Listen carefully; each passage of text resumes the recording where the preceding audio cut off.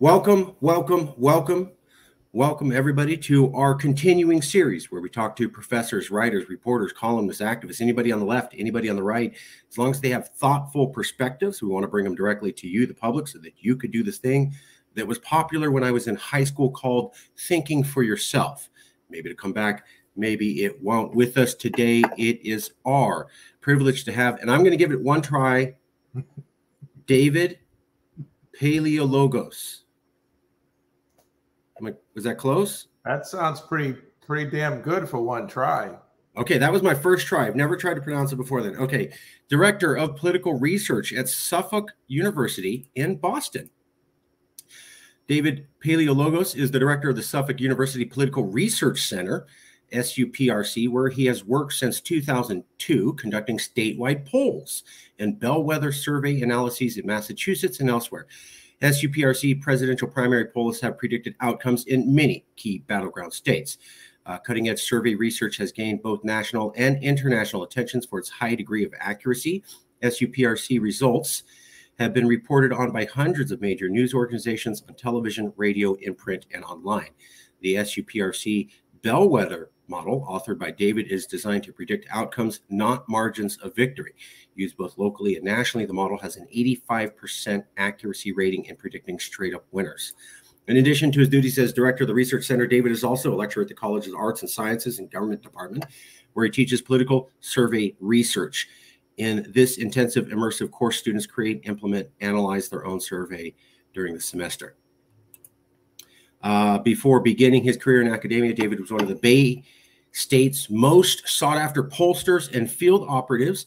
He is a frequent guest lecturer on political survey processes at a number of New England area schools and institutions. A graduate of Tufts University, David is also a member of the American Association of Public Opinion Research and the Northeast Political Consultants Association, and sits on the board of the Rappaport Center for Law and Public Service at the Suffolk University Law School. Some of his publications include usage and performance of bellwether polls for election forecasting, use of bellwether samples to enhance pre-election poll predictions, and a pollster on polling for the American Behavioral Scientists. As of summer 2002, he has partnered with the Boston Globe, USA Today. Other partners include the Salt Lake Tribune, Cincinnati Enquirer, New York Daily Record, Reno Gazette, Arizona Republic, Milwaukee Journal Sentinel, Detroit Free Press, Louisville Courier Journal, and NBC 10 Boston Telemundo, NECN. And this was how I found the professor. But before we get to that, let's check in and see how we did. Professor, did I get anything wrong? Do I need to? No, you're on a roll right now. Okay.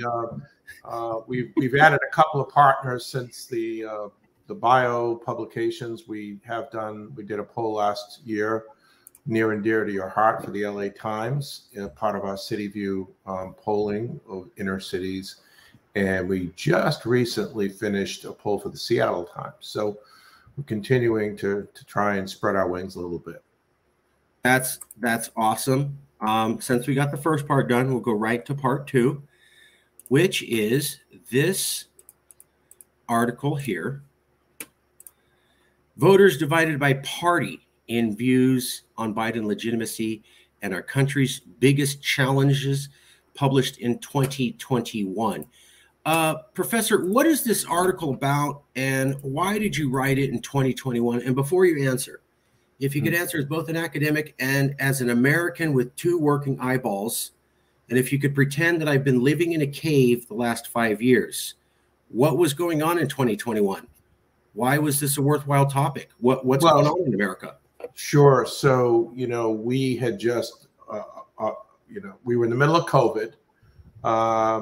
2021, we were sort of reeling from January 6th, the inauguration of Joe Biden, who secured the most votes of any political candidate for president in the history of our country. But we found, and the article touches on this, that, in the old days, in the 1990s, and believe it or not, I was polling back then,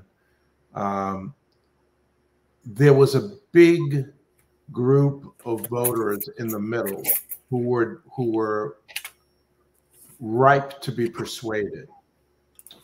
Today, in 2023, there are very few people who are persuadables. And so when Bill Clinton was running for president in the 1990s, in my first academic journal article, I talked about how everything was geared around persuasion and very little about identifying and getting out your core bases and drawing on core pools of support where you didn't have to persuade anybody, you just had to find them and bring them to the polls. Today, it's vastly different. And Gallup actually did a study that did a sort of an intersection of the left and the right, and the sort of the common area, right, if you will, was the persuadables. And it was a big area in the chart that they produced. Now it's very much polarized. And so the only people who matter are the independent voters from a few states. You know, we boast a country of 330 million residents. And when you boil it down, in the end, in 2024, 12 million people, you know, between 8 and 12 million people who are independents from swing states will make the difference in the election. And the reason is because of polarization, because Democrats vote Democrat, Republicans vote Republican, and you've got to figure out, and the candidates and their committees and their PACs have to figure out how to micro-target the hot button issues among independents. And it's ironic because independents are the least connected to the political process. Democrats, they're following news. Republicans are following their news, and they're very much connected. They're participants in town halls and town forums, whether it be in rural areas or in city government. Independents are not. They are the least connected to political parties, to political institutions, and yet they are the most important people in terms of the outcome of the election. Yeah, this is that chart, and you know, you can see how ideologically it's shifted. You know, in the left chart, you've got that big intersection of the gray and the red there into that big area, and then you look over to the 2014 chart, and it's just a little mound, and flanked by big on the left Democratic area and big on the right.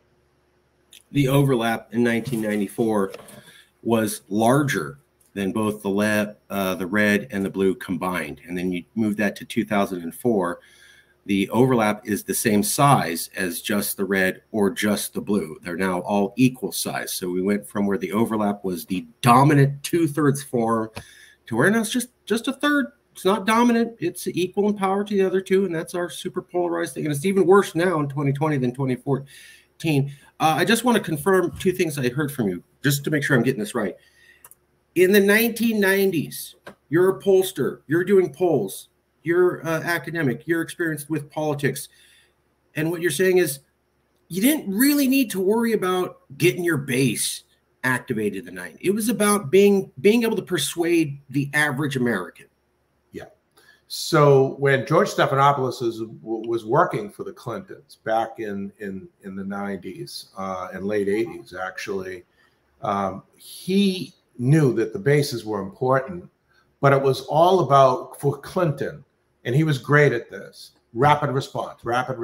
You know, Mike Dukakis made a lot of mistakes in the 88 election against senior George H.W. Bush, right, because he was more thoughtful, he was more deliberative, and he didn't respond as quickly as he should have to potentially turn the tide when the numbers began to break against him in the late 80s. In the 90s, Stephanopoulos kind of learned from his fellow Greek, Mike Dukakis, about what you need to do immediately. And the rapid response was all about persuasion. It was all about what's the real story here? What is the new, you know, everybody now uses the word narrative. What is the narrative, and how can we persuade the people who need to be persuaded? And that carried not only through to both Clinton elections, young George Bush also used it, and he used it successfully for his 2 terms, and so did Barack Obama. And Barack Obama, of course, employed the technology of the time to really accelerate the kind of messaging that he needed to accelerate, given some of the obstacles he had when he first ran against Hillary Clinton. Yeah, I remember reading about that Obama was the first to historically use the internet and social media tools as they came out at that time correctly. And so I think what you're saying now is that was 1990s, and now why even try to worry about persuading anybody? It's all about getting your base activated is the way to win. So we've gone from focus on the persuadables to who cares about the persuadables? Just focus on your base. Is that a roughly correct summation? Well, this is how I believe, and I know that to be true. And so in 2012, Suffolk University, we're always looking to poll something new and different with what other colleges and universities aren't polling, to kind of keep us sharp and to kind of be on the cutting edge of research. So I came up with this idea. It wasn't an original idea. It had been done before, but just not by universities, to poll people who were not likely voters. Now, everybody knows that when you get a call from any pollster or an online panel, you have to make your way through some screens. You have to be a resident, you have to be a voter, you have to be express intensity, or you have to be a likely voter. And this poll that I wanted to do, and we did it in the summer of 2012, was the opposite. If they said they were a voter or a likely voter, we hung up. we only wanted to talk to the people who weren't registered to vote, or who were registered but weren't interested in voting. And so we did this poll, and I figured it would be a great filler in the summer of 2012, between then and the fall elections, and the different conventions for the party, which happened in the late summer, early fall. When I got to the conventions, and I went to both, all people wanted to ask me about was that poll that we did back in August. And I learned from President Obama's organization, because one of his operatives was a Massachusetts guy, that they used the poll data to find people who were unlikely voters, but who they knew would vote for Barack Obama, because the poll said, if you were registered or if you were to vote, would you vote for Obama or Mitt Romney, who was the Republican nominee in 2012? And John Walsh, who was this national operative, very well known, I ran into him at a wake of all places, and he said, I used that poll all fall to find voters in Florida, in Virginia, and many of the key states, New Hampshire, of people. We didn't have to persuade them. And there was that word, persuade. All we had to do was find them and bring them out to vote. Now, Trump did this in 2016. He found people in the rural areas of the country who we were screening out because they weren't registered and they weren't likely to vote. They were farmers. Many of them were disabled. Many of them were poorer. Had economic challenges. Some were persons of color. Different group of voters, and he found them in the rural areas. And it was the same thing. Once he got them to register to vote, and he got them to animated about his campaign, he pulled voters out that many of us didn't pick up because they were being screened out. And so you've got this volleying going on from every 4-year cycle, where candidates and campaigns are employing different ways to access the pool of voters. Because what we know from the U.S. Elections Project is that 81 million people didn't vote in 2020. Now think about that. Joe Biden got 81 million votes in 2020 and set the record, as I say, with the most votes ever. But 81 million people also who were eligible to vote, not just residents, not just people who weren't eligible to vote, citizens and so on, people who could have voted didn't vote. And so that's the reason why we went in the field. We've done 2 of them. We're going to do another one this year, hopefully, if we can find the money, to poll these people who just shrug their shoulders and they don't believe any of this matters. They don't believe it affects their lives. They don't believe their vote counts. They're disgusted with they don't like the fact that there are just two choices on the ballot in most elections. And they have a right not to vote. No one's going to put a gun to their head and make them vote. But 81 million people is a lot of people. It is. And we don't do forced or required voting like they do in Australia. I've heard some people say that that's a suggestion. You bring those things up and it just comes to me. I remember in 2016, and I don't like Trump either. And he was a bad president, not very popular. But people forget that during the campaign with him and Hillary Clinton, both of them came up as equally unliked during the campaign trail. And both of them were under 50%. So like we're going into an election where half the country says, I don't like either person. And Hillary was just as hated as Trump. Now, he changed that when he became president, sure. But then we could fast forward to the last couple of years. Biden's popularity, especially after Afghanistan, dropped down to Trumpian levels. So you could see election after election, it's like people are going, I don't like any of these people. I mean, it's certainly not like Obama. When Obama was here or Clinton or Reagan, there was a star and people were amazed. Now we have 2 people and they're both like, okay, pick. But my question for you is that it sounds like what you're saying is that Trump and Obama did the same thing. They recognized that instead of trying to convince somebody or persuade them, it's better to go find the people who would choose you anyways without any persuasion. They're just not voting. And that Obama did that to win, and then Trump did that to win. And it's cheaper. It's cheaper to just find the person and initiate a contact. There's a little bit of a curve because they don't want to vote. They're not predisposed to voting. But when you think of the, tens of millions of dollars that are going to be spent on, mailings and television and targeting and social media and, it's big business. But the problem with persuasion is you can persuade somebody and then lose the argument the next week if something else happens or if there's an event. Right. It's not the case with accessing the pool of core voters. You find that person, it's very unlikely your opponent's going to find the exact same person because the person that you found is predisposed to voting for you by virtue of the statistics that we uncovered. So that demographically, once you find that person, all you have to do is get them to either throw in a mail-in vote, register, obviously, if they're not registered, get a mail-in vote, and that's a vote in the bank. You don't have to call that person on election day. You don't have to GOTV, get out the vote. You don't need any of that, internal machinery, and the vote's in the bank. And that's kind of what happened in the Senate race in Pennsylvania and in a lot of these other races where early margin or, an early lead carried a lot of Democratic candidates, even though they may have technically lost on election day. Fascinating. That's fascinating.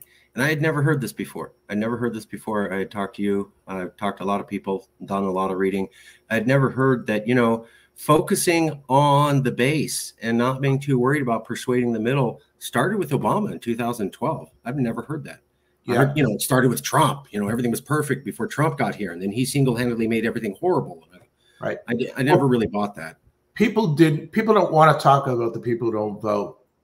It has a bad feel to it. It's bad for civics. It's bad for democracy. People don't like stories about it. And we didn't care. We knew that it was a big block of votes. We wanted to poll the people.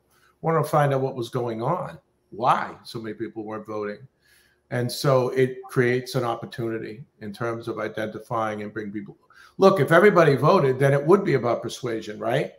If everybody voted, there'd be no nuggets to find hiding under a rock in a rural area or in an inner city. But because so many people don't vote, people don't realize that there's a treasure trove of voters on both sides that are sitting out there waiting to be plucked. And the good organization and the good campaign finds it and uses it to beat us, to beat the pollsters. Right. I mean, that's one way to beat us, is because we go through the process of, traditional screening. And if we're screening out the people that a campaign is recruiting, unless that person is polled a week before the election when they've finally been accessed by the campaign, we'll miss that person. And that's one way that campaigns can beat us, that can beat pollsters, is by finding those unlikely or unregistered voters that are sitting out there, and there are a lot of them.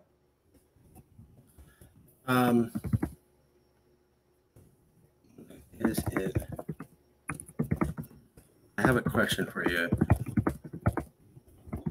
So I have heard, since you brought it up, there was another question I wanted to ask you, but I'll ask you this one first. Is I have heard from some people, hey, you know how the pollsters couldn't predict Donald Trump winning in 2016?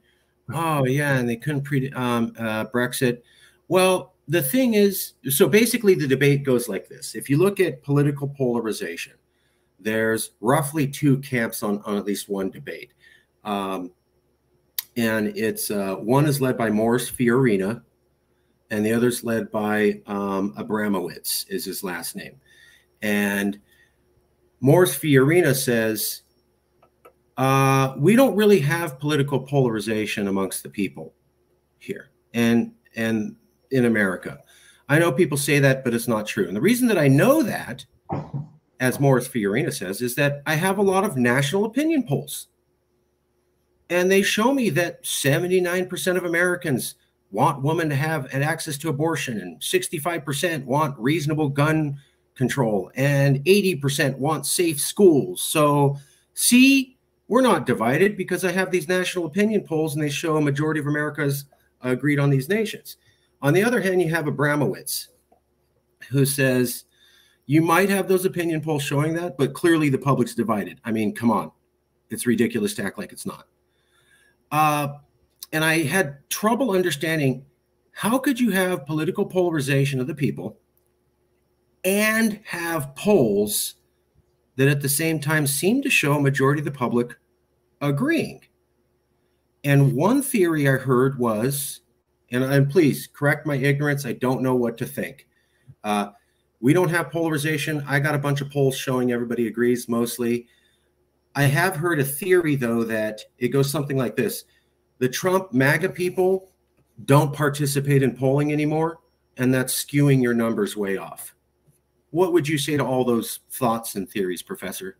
So when you look at the actual data and you look at Real Clear Politics, and I would encourage people to go to see how Suffolk University fared, not only in the 2022 midterms, but the last 5 election cycles. They can go to suffolk.edu/SUPRC, which is an acronym for Suffolk University Political Research Center. I think what you'll see is that there are variations, but when you look at, for example, 2016, and Hillary Clinton easily won the popular vote, most of the polls had Hillary Clinton winning the popular vote. She won more votes than Donald Trump, 2016, hands down. But when you look at some of the sort of the internals that we were looking at, and there were some internals I couldn't talk about because the subsets were too small. But for example, in 2016, I noticed that you mentioned correctly that both Hillary Clinton and Donald Trump had higher unfavorables than favorables, which was a bizarre situation. You had people who hated both of them, 25% in some cases, some states. But when you looked at the people who said they were voting third party in 2016 and undecided, Hillary Clinton's unfavorables were higher than Donald Trump's. Ooh. Again, it wasn't something we could splash in the LA Times because we were looking at 25 respondents and 25 respondents, third party and undecided. But I remember looking at those numbers saying, it's too small of a subset. It's not what we would call a significant subset.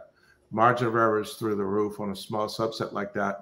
But I was seeing the same thread from state to state. And so that was one of those elections where, you know, Trump threaded the needle. He won the Electoral College, even though he lost badly in the popular vote. So the polls have been wrong before, but I don't subscribe to the polls being wrong all the time. I think that's just a comfortable fallback for people who are frustrated with politics. Okay. I mean, we take our work very seriously. We had a really good midterm cycle in 2022. We've done really well over the last 5 cycles. We've made mistakes. I've made blunders like everybody else, and you try to learn from them, and you take your hits when you need to take your hits. And the key is to learn from them. But in terms of your original question about polarization, I mean, every time there's research, there's differences depicted, right? I mean, even take the U.S. Census.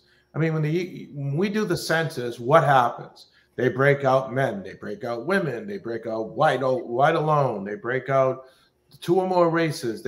That's all we do is take information and parse it out. Doesn't mean that we're polarized necessarily. When are you broadcasting this, by the way? This is live. Oh, okay, great. All right. So for all of your viewers, I want you to, on the polarization question, we are going to be releasing an Ohio poll next week on different days with the Cincinnati Enquirer, the Columbus Dispatch, and USA Today.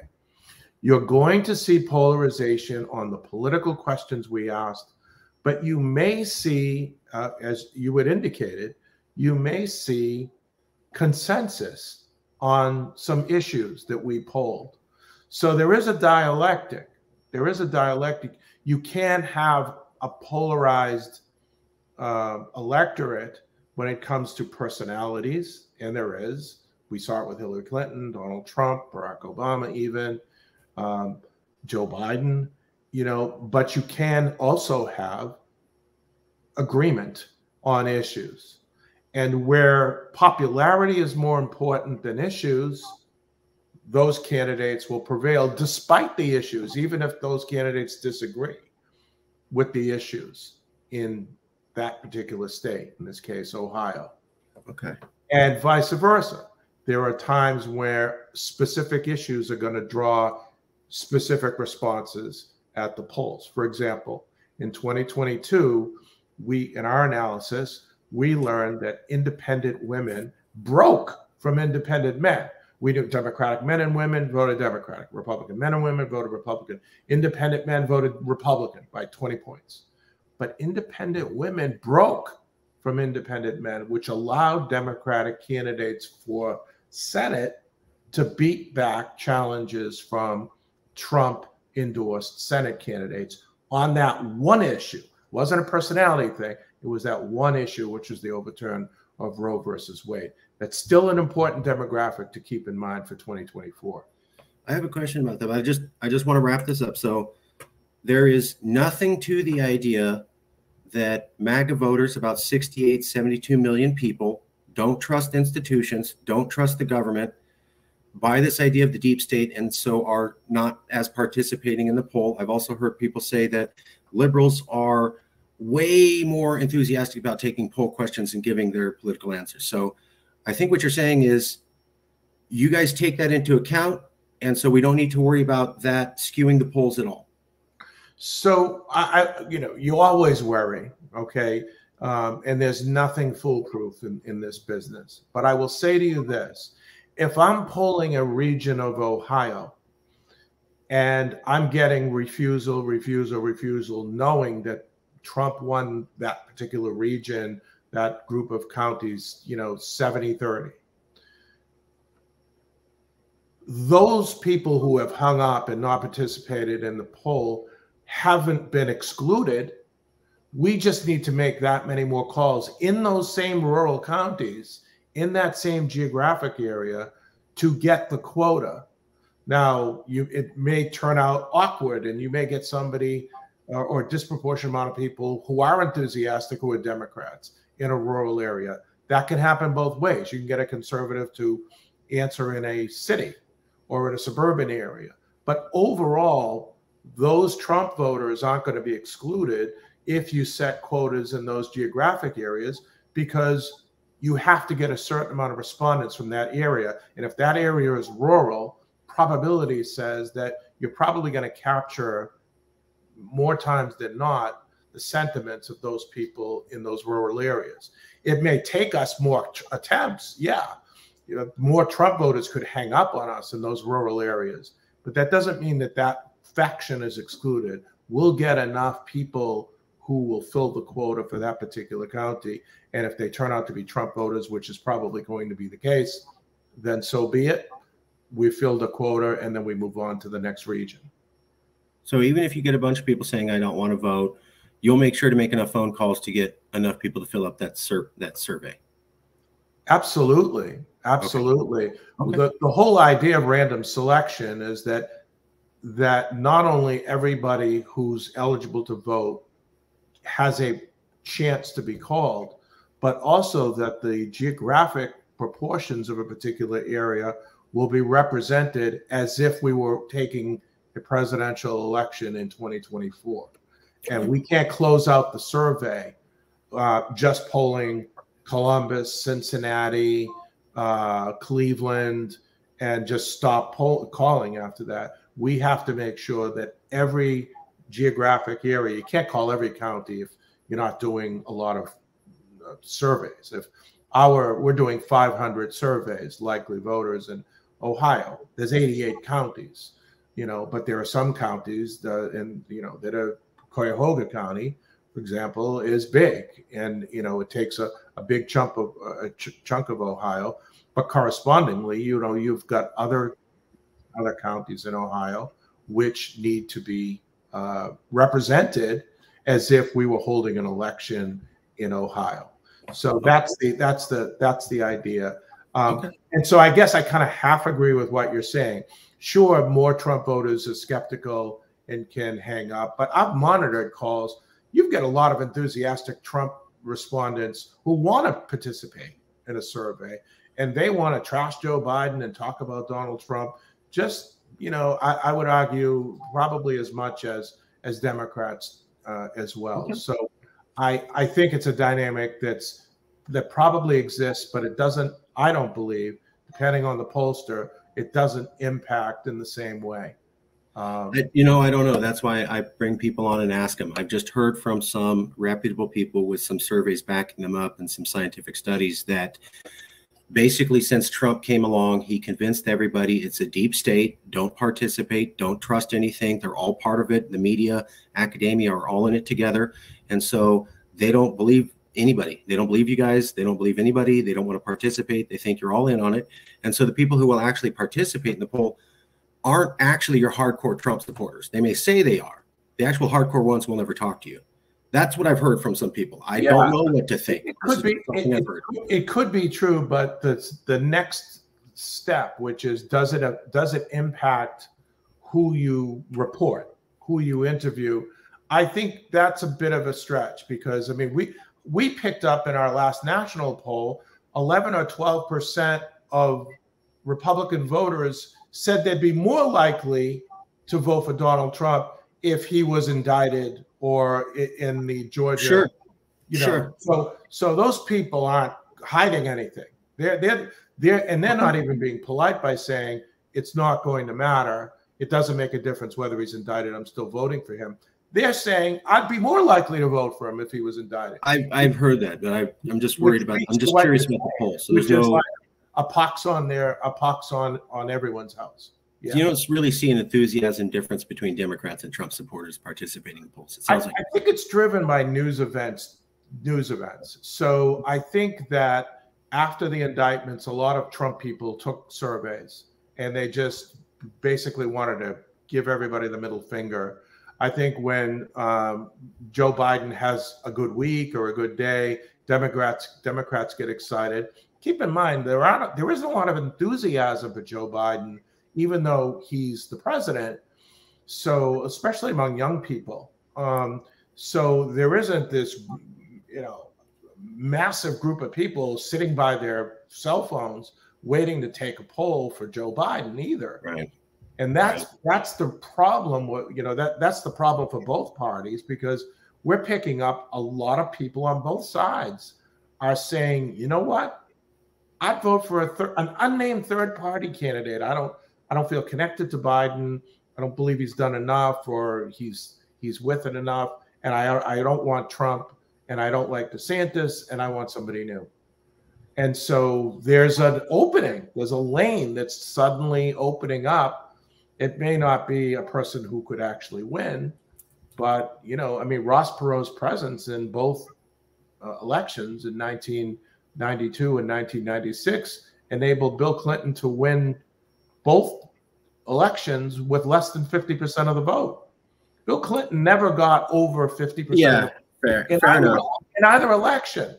And that was because of a third-party candidate. So that's something I think people may want to keep their eyes on, is the fact that Trump and Biden as nominees, and currently it looks like, at least snapshot in time today, they have the inside track to be the nominees, is leaving a very big void and a potential lane for a third-party candidate to kind of disrupt things. I have another question. I just want to leave it at, just for the public. There were some critics, and I'm not giving an opinion. There were some critics who said this explains the 2016 election and how a lot of polls weren't able to predict Donald Trump's success was because those supporters were choosing to not participate in the role because they didn't think it was fair. I can't validate that. It's just something I heard, and that was their theory as to why that would explain that. Basically, everybody, I think there was one poll in all of America out of the University of Southern California, which asked people on their sentimentality instead of their voting pattern, that accurately predicted them, and all the others didn't. But it's neither here nor there. I don't know what to think. I was just curious. I wanted to ask you. And kudos to Dornside for finding that. Yeah. That's my alma mater. My son is a rising junior at USC. I actually just came back. Fight on. Yeah, absolutely. He's excited about his upcoming year. Hey, but and kudos to them. And they've done they did a great job in that race. And but as I say, a lot of the polls that had Donald Trump winning the popular vote were wrong in 2016. True. He didn't win the popular vote. True. But and a national poll, that's what we do. We know that national polls are kind of skew Democrat because California is such a big piece of the whole national pie. But those are the kind of the nuances. I think as people learn more about polling, and I'm glad you're doing this broadcast. Thank you. Because I think it helps people understand that we're not miracle workers. It's like the person that takes your blood. We want the body politic to be healthy, but the numbers are the numbers. However the numbers come out, they come out.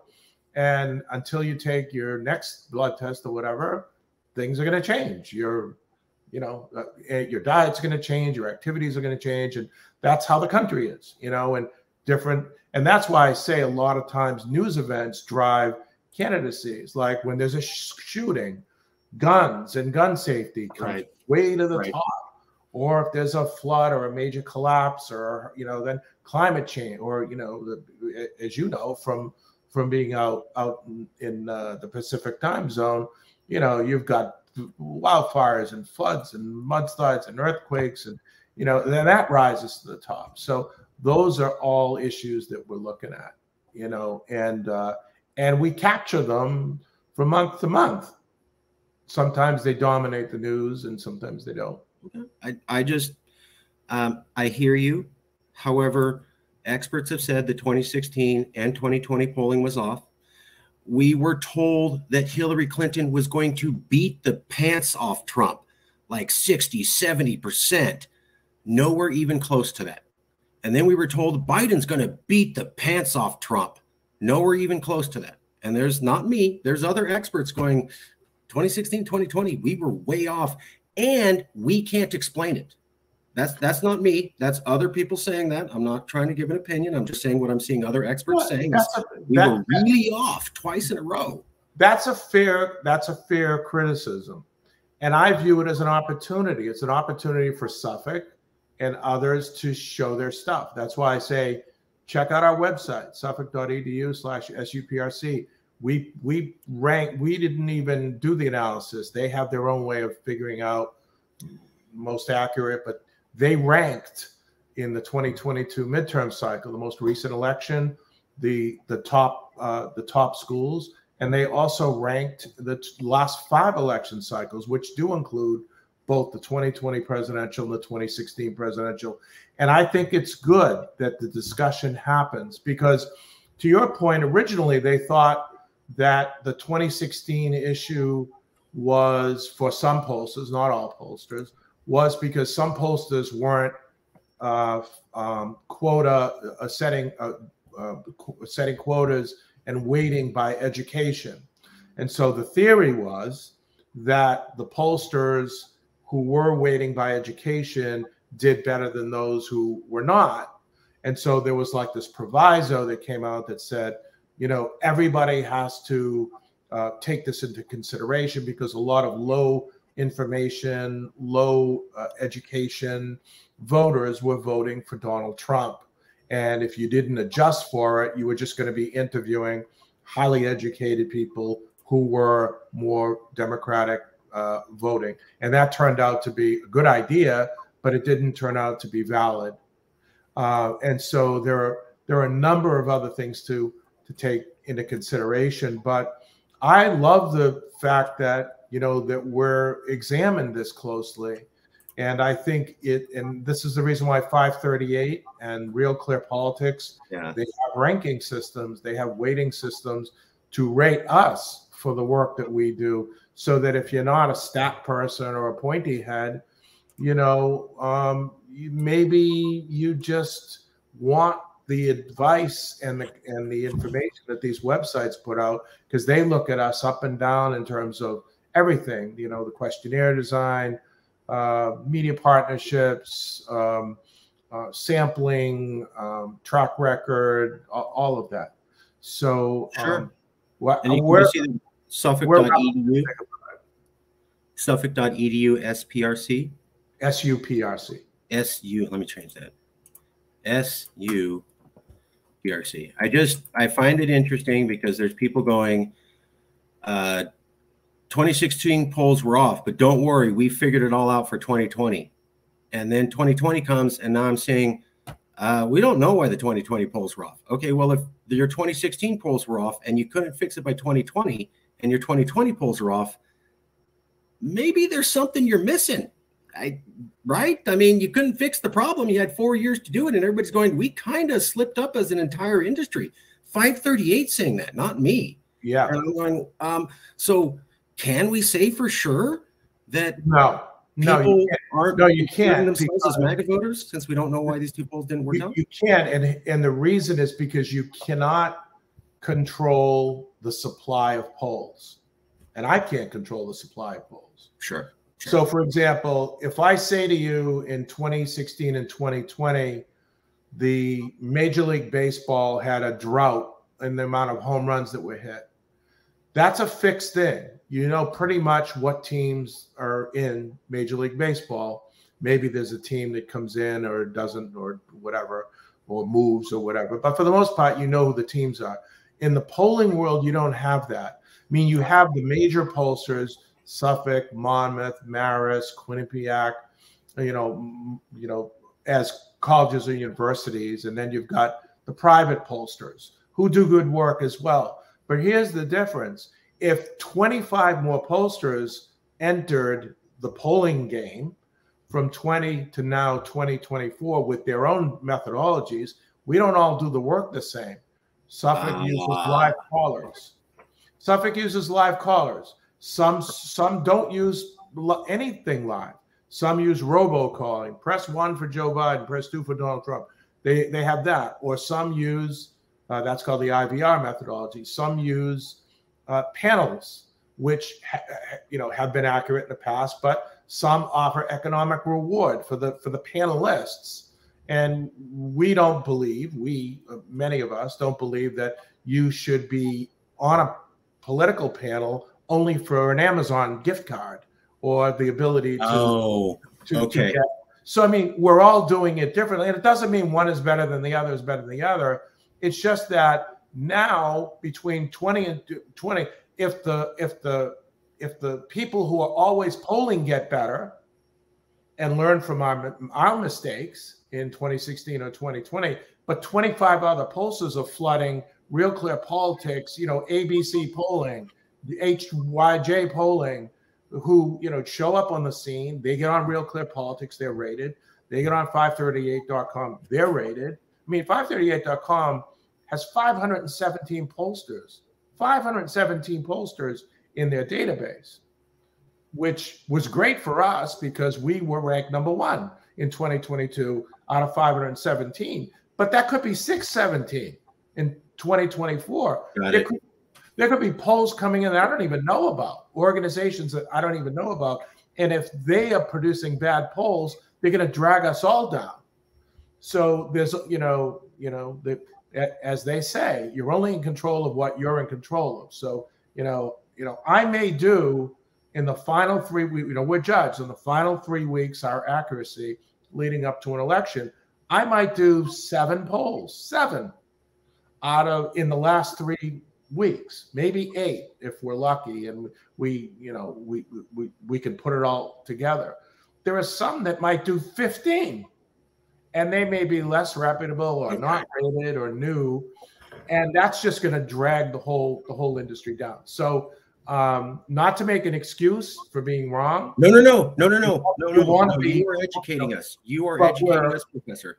I think we're all trying to do the best we can and to get it right. I mean, it's not in my interest or anybody's interest for us to flop in 2024. We're going to try and cross every T and dot every I. And the competition is terrific. I mean, there's some great researchers out there, and they look at our work, we look at their work, and but then if a lot of other people are coming in, and it's a bad cycle, we're all going to end up answering for everybody else. You've given us a real insight into the polling world that I didn't know. So this has been an awesome interview. There's a lot of material on how, because the public only sees the polls as they're produced. We don't see any of the things you're talking about. Oh, there's a variety of people. There's different perspectives. They're coming together. We don't know any of that. We just know poll came out, says X, must be true. 538 says, here's our combined poll, must be true. That's all we see. Let me ask you about the article. Nearly 1 year into his presidency, 70% of Republicans maintain that Joe Biden was not legitimately elected president of the United States. 22% concede that he was. If you want to flip that around, 96% of Democrats believe Biden was duly elected. The table below with results from polls highlight that Joe Biden's legitimacy is not the only point of partisan contention. Republican and Democratic registered voters have entirely different views on what the biggest challenges for the country have been over the last 20 years. And then I think it shows this. So Democrats would say COVID-19 was the biggest challenge, but Republicans would say 9/11, or basically it's this poll right here. And you were showing that it looks like there is a difference between Democrats and Republicans on how they view America. Is that correct? Yeah, yes, it is correct. And the reason is because of the news that they consume. And you can see that in actual data with TV news. The One American News Network, Newsmax, Fox News viewer sees their most important issue through the lens of those broadcasts. The CNN, MSNBC, PBS, viewer is a different viewer, and they see the news that's most important to them. So, and this is what I talked about in that Pollster on Polling article that I wrote. Seems like a quarter of a century ago. It was actually a quarter of a century ago, but it tells us that the media is supplying what is being demanded, and then what is being demanded is only those news stations because it's being supplied. So, and you've done this, and I'm sure your viewers today have done this. If you not now, but if you snap on CNN and then flip to Fox and back to CNN, they may be talking about two totally different. Oh yeah. And so those viewers then regurgitate what they see and what is pleasing to them, what we call uses and gratifications theory. It's useful information to them and it's gratifying to them. So when we call them, that's what they're telling us. When we call the Fox, One American News, Newsmax person, they're telling us the other story. And so you've got two Americas. There's actually three Americas. There's the two Americas, there's the left, the right, and then there's the people, like I say, the 81 million people who are totally disconnected from all of this. And so that's a dangerous place to be, because one wonders, what is reality? What is reality?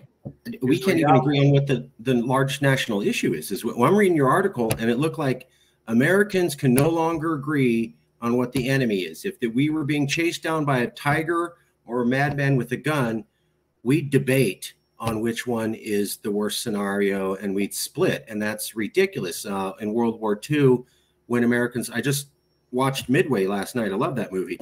When Americans were attacked in Pearl Harbor, there wasn't debate on what are we going to do. I mean, there was a couple people saying, let's not go into a full war, but nobody was like, oh, I don't know, maybe we should be allies with the Japanese. No, maybe we should attack them. And then you got 50%. There was none of that. None of that. And I was reading something about 9/11. No, there was a professor yesterday I was talking to about 9/11. That was supposed to bring us together. It lasted about a year and a half. And then we split into two camps. So not good, right? Yeah, that's right. And it actually impacts the question. Like in the old days, we could ask the question, do you agree with Joe Biden's plan to do X, Y, Z? I can't do that anymore. I can't even link a politician with a plan because of the polarization of people. I need to get the information clean on the plan, not assigning who's proposed it or not because of the polarization. You've got to insulate the information and the question just on its merits. And that's why, as I say, not to tease the Ohio poll again, but that's why what you'll see is polarization with politicians. You will not see polarization in Ohio, which is, it's a red state, but on some key issues. And I think those issues are going to really tell a big story next week. When did you notice this? When you've been in polling for decades, when did you notice? And I don't need an exact date, scientific answer. If you could answer as just a living human American who's living here and who gets scared occasionally like the rest of us and has two eyeballs. When do you remember going, oh, that's different? I remember I didn't have to used to do this with polls, and now I can't have the politician's name.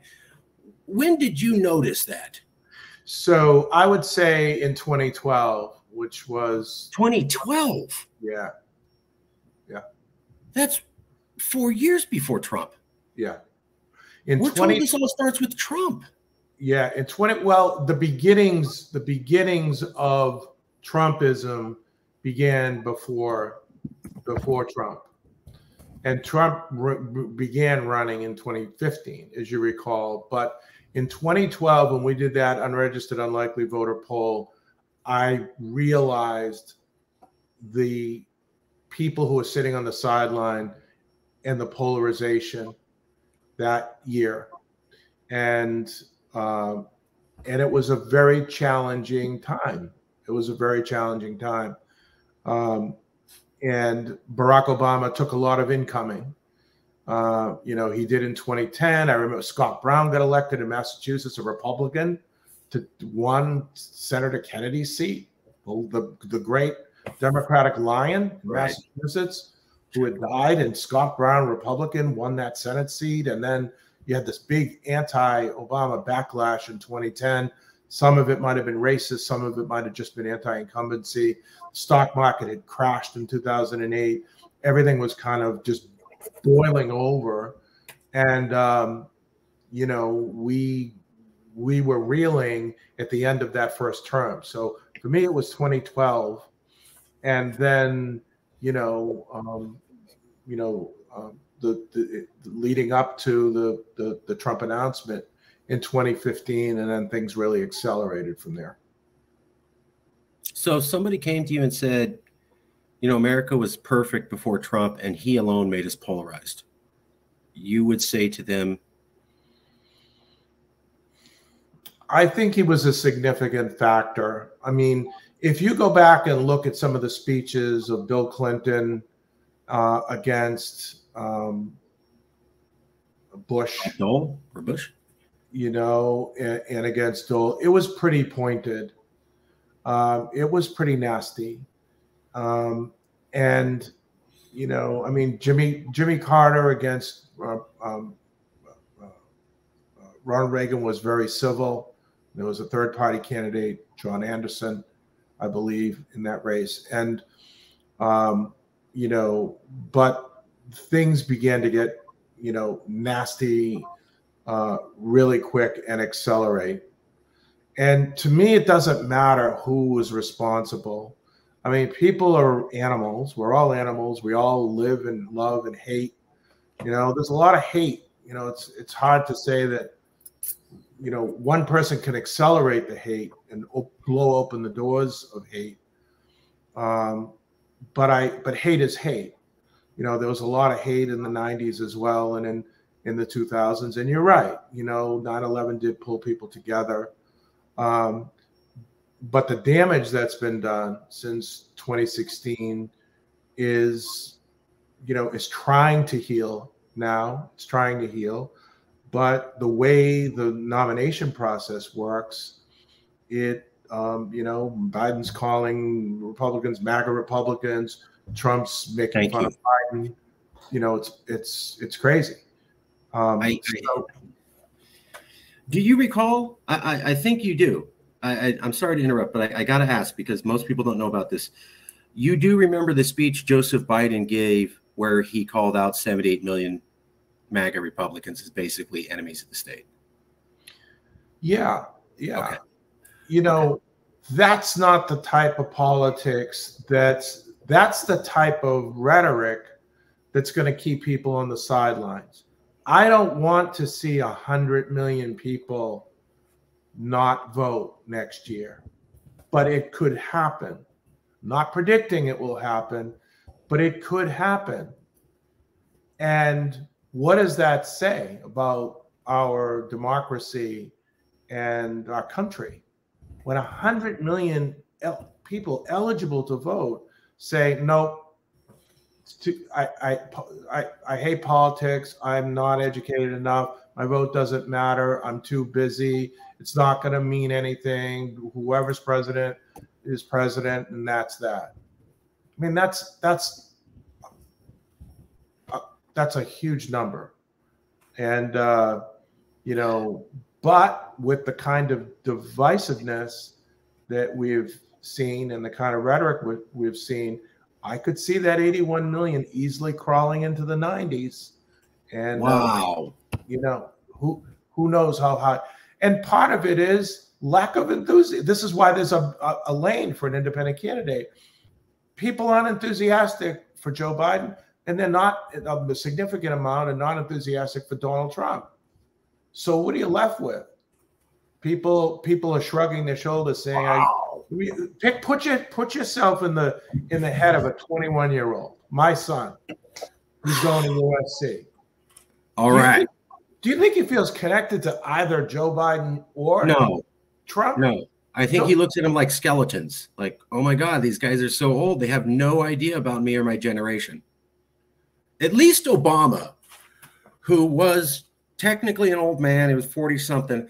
He was able to give this feeling to the youth that he understood them. Whether or not he actually understood them, I don't know. But he and Clinton were able to fake it at least. And the youth at least bought enough of that. There's none of that now. None of that. You're right. And young people, I think the mistake that Biden has made is that young people aren't necessarily exclusively about policy. I know from teaching young people, it's about personality.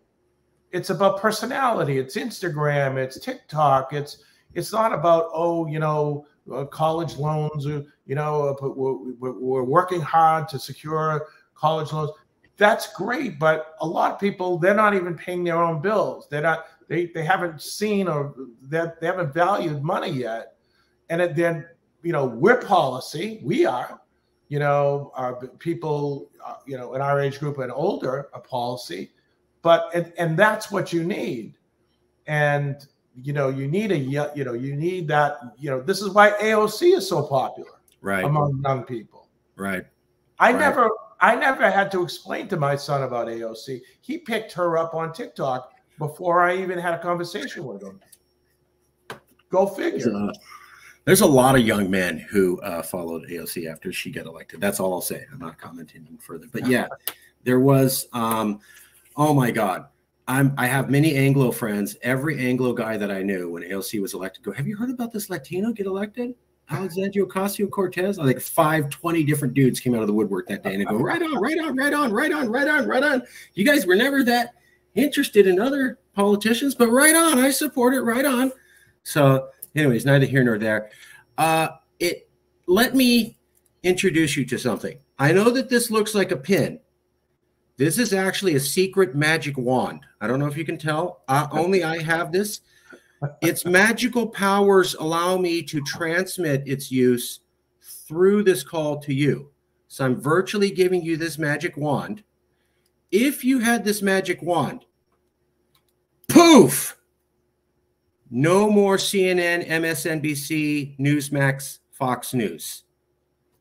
Everything in this poll goes back to normal in a year. I think we get rid of bad news. I think a lot changes. I really do. I think a lot changes, and it's hard to unravel what's been tightly wound for so long. But it's and I've done interviews with both sides. So right on.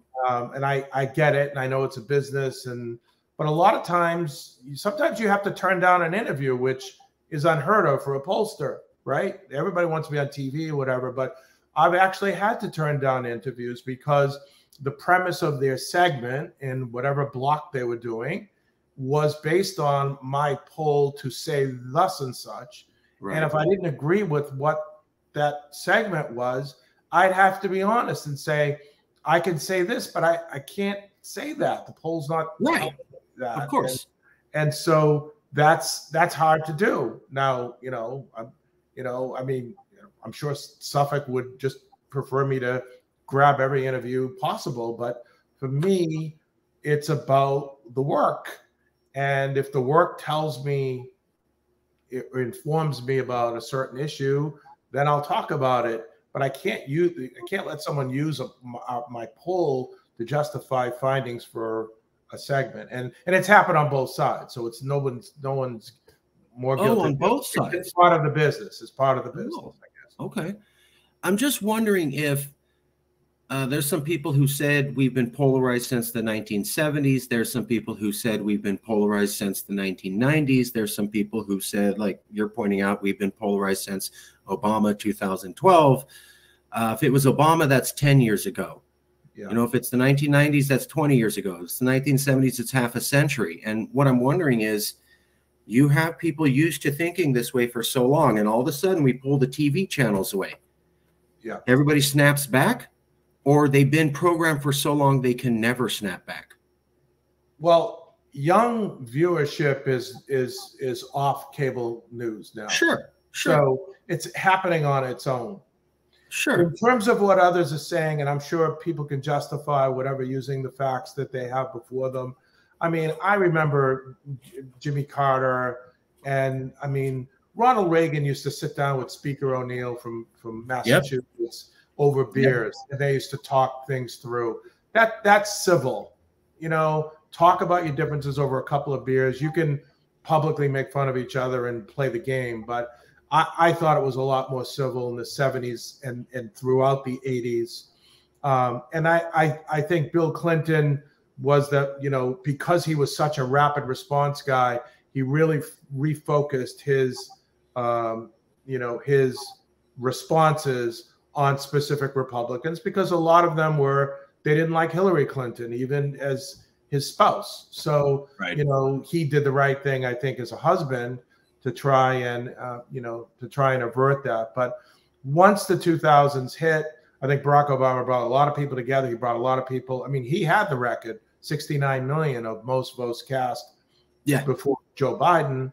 And then, but then in 2012, after Obama's first term, for me, you know, I saw a lot of the ugliness and the darkness begin to surface with Obama as a one-term president seeking his second term. Wow. Okay. I just wonder if we take away social media, we take away the news channels, it all snaps back, because there's a lot of people who study political polarization, and that's what they're saying. You know, just get rid of the news stations, get rid of social media, and everything will work out together. And my issue with that is that there's good evidence showing that we were very polarized in the 1990s and the early thousands.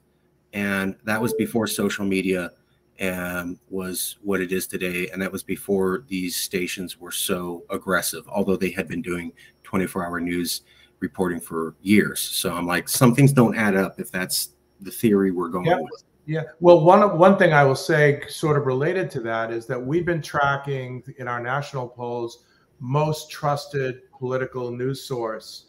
And the news source that has bubbled up to the top is PBS and NPR. Really?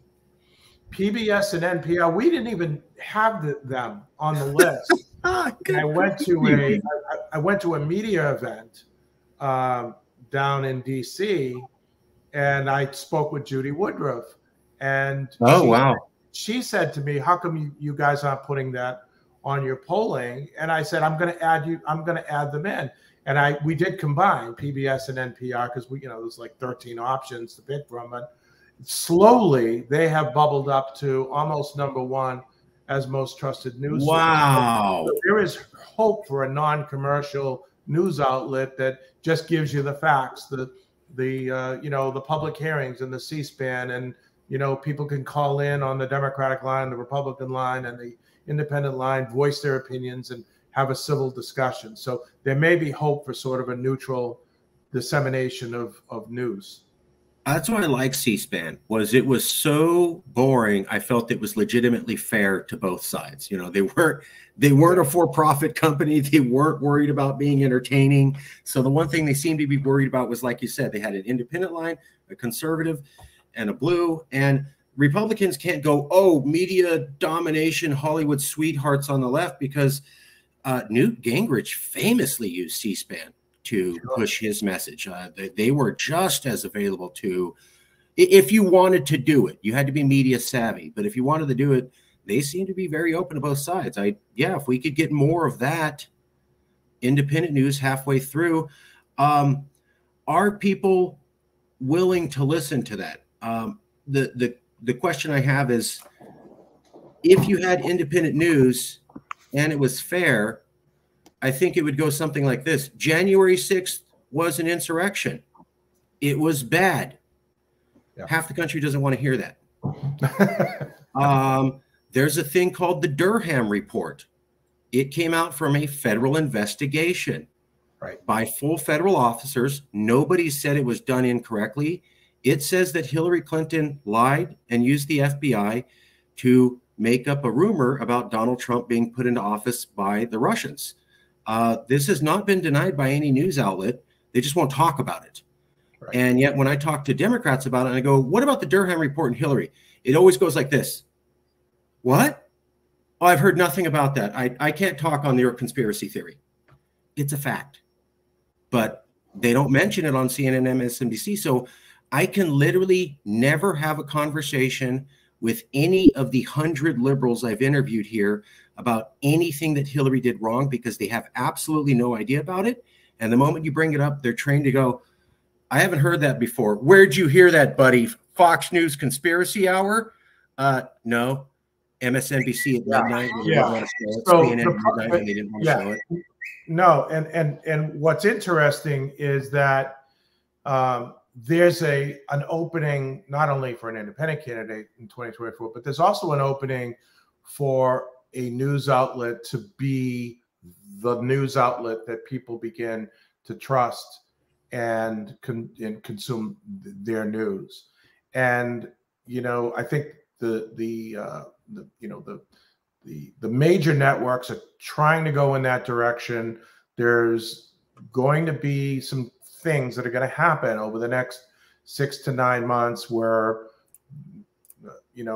cable news is going to realize that they're losing their share because either Fox was wrong about something that they were alleging for months, or vice versa, or CNN. And it's costing them ratings. And let's face it, it's a business. And if they understand that their partisanship is costing them dollars, advertising dollars, then they will adjust, and the market will take care of itself. But in the meantime, we have what we have, which is a polarized country, and politicians and campaigns and political action committees need to conduct the business that they need to conduct to get their candidates elected with what we have today. And so you're probably going to see more of the same over the next 12, 15 months. Is this why we're seeing Robert Kennedy running? Because he knows there's an opening for an independent third party person. I'm not endorsing him or not endorsing him. I'm just asking. Yes, and he's going to go through the entire primary without a debate. We've had polling, and others have had polling showing him at 15 to 20%. If any Republican was polling at 15 or 20% in their primary, they would easily make the debate stage. But because there's this unwritten rule that an incumbent president doesn't need to debate or face an opponent in his own party, that's the situation. And what's ironic about this is that you've got Trump who's saying I'm not going to debate, and you've got Joe Biden who's saying I'm not going to debate. So you're going to have kind of like these two old rusty guys who are going to skip debates. I mean, Trump's basic MO is I'm way ahead. Let them all fight it out for the crumbs, and I'm not going to debate unless I absolutely have to. And Biden's saying I'm not debating. So you have these two older nominees who are going to be certainly debate rusty come next September, October, who are going to have to face off against each other, maybe against a third party candidate, maybe not. And that's what you have. And that's why, going back to our original point, that's why I say there isn't a lot of enthusiasm on either side. I get that norms change and they have to adjust. I like history, but the presidential debates seem to be a big part of letting the people at least feel that this was a decision for them to make. And then for both candidates to say, we don't need it, just seems to be a marker on the state of democracy in America today. The leader of both parties say, nah, we don't need to do that quintessential part of every election going back 200 years. Yeah. Wow. Yeah. Wow. And in our national poll, over 3 out of 4 likely Democratic primary voters said they thought there should be a series of Democratic debates. So, people don't get what they want in a democracy. Yeah. Yeah. Last question, and I'll let you go. I really appreciate your time. Thank you for being here. Of course. You don't have to have an answer to this. I just wanted to ask because you've been really great at handling some existential questions. Independents are the least connected to political parties and institutions, and yet the most important to elections. Totally agree. However, I don't know if this is true. That's why I'm asking. I have heard some critics say that the more politically involved you get, the more automatically partisan you become. And so the idea of saying we need independents to become involved because they're not partisan won't work out, because the more they become involved, the more partisan they become. That's true. Oh. That's true. Okay, you stumped me there. I was expecting more of a debate. Okay. No, that's true. But the people who will decide the 2024 election may not be engaged between now and then. They may still be casual. They may be shoulder shrug voters, but they will be the most important voters in the 2024 general election, because they, believe it or not, some of them voted for Barack Obama and Donald Trump for whatever reason, however that mentality goes. Get that. And now, and maybe Joe Biden in 2020. So now you have Obama, Trump, Biden. Who knows what's next? But those voters can swing easily depending on whether the economy is in the toilet next year, whether or not we're in a war, whether or not there's another pandemic, whether or not, you know, there's a major event, I'll say. And those voters in October of 2024 may just flip and go one way or the other way, depending on what's going on. And it's nothing that we can predict now as pollsters. And it's certainly not going to change how Democrats or Republicans vote. But those people who are tough to get a hold of because they're not at town halls and they don't go to community meetings, and they just work and they keep their mouths shut and they earn their money and, you know, or do whatever they do, they are going to be the most important people. Okay. How much faith do you have that America is going to work itself out of this, provided we don't get rid of the cable news stations and we don't get rid of social media? If we don't get rid of the infrastructure problems, how much faith do you have that we can, as a people, I don't know, culturally figure our way out through this? I think we will. I think we've been through some amazing challenges, wars, the pandemic, attacks on our country. Americans have always risen to the challenge. I believe the country is amazingly strong and resolute when it needs to be. And it's only through, this is why I teach, it's only through education that we can teach civility and, you know, an honest exchange of ideas and a discourse. And the more people get educated and the more people participate, I feel very optimistic about the government. It's not a perfect system. There are certainly things you can point to. Why not this? Why not that? We should abolish the Electoral College, this, that. There are a lot of things that could be improved, but as other countries go, and you know as well as I do, and I've traveled, you know, in other countries, as other countries go, we're a great country and a great people, and the demographics are changing, and I just see good things ahead. And that's coming from a pollster that usually is a person that delivers dark news to people. Okay. But I'm pretty optimistic. All right. I had to ask. You're not you. You're not me. You're a third-party person watching this video. It's a week from now. They've watched this video. They've learned a lot. They're like, wow, I didn't know that much about polling. I got an inside look at polling. I understand it way more than they ever advise us. But I'm struggling to remember it all. But there was this one thing the professor said, and boy, it's 5 days after I watched that video, and I can't forget this one thing the professor said in that video. What is that one thing you want a random person you'll never meet to not be able to forget 5 days after watching this video because it was so impactful? Be informed. Be informed. You know, don't take one person's knowledge as gospel. Don't even take Suffolk alone. You know, look at other polls, but hopefully you'll look at our polls too.